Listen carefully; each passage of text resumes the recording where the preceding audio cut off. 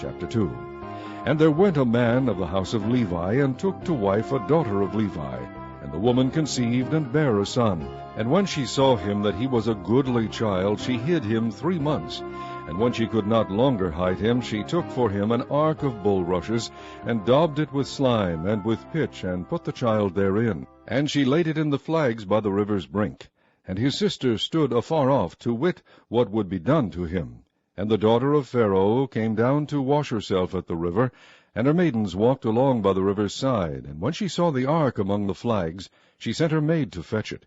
And when she had opened it, she saw the child, and behold, the babe wept. And she had compassion on him, and said, This is one of the Hebrews' children. Then said his sister to Pharaoh's daughter, Shall I go and call to thee a nurse of the Hebrew women, that she may nurse the child for thee? And Pharaoh's daughter said to her, Go. And the maid went and called the child's mother.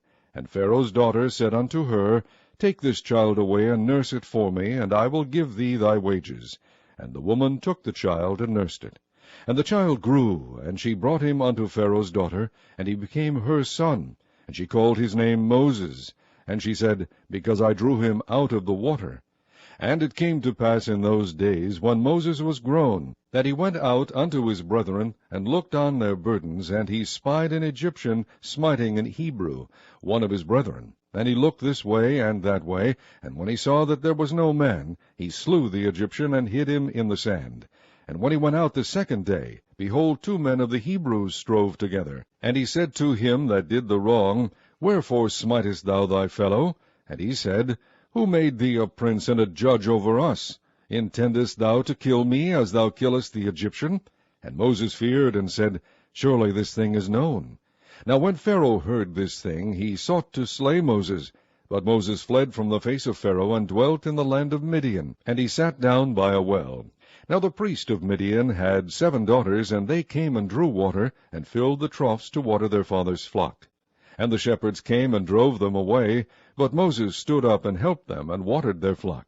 And when they came to Reuel their father, he said, How is it that ye are come so soon today?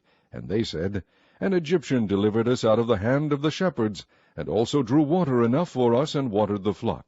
And he said unto his daughters, And where is he? Why is it that ye have left the man? Call him, that he may eat bread. And Moses was content to dwell with the man. And he gave Moses Zipporah his daughter, and she bare him a son, and he called his name Gershom, for he said, I have been a stranger in a strange land. And it came to pass in process of time that the king of Egypt died, and the children of Israel sighted by reason of the bondage, and they cried, and their cry came up unto God by reason of the bondage. And God heard their groaning, and God remembered his covenant with Abraham, with Isaac, and with Jacob. And God looked upon the children of Israel, and God had respect unto them.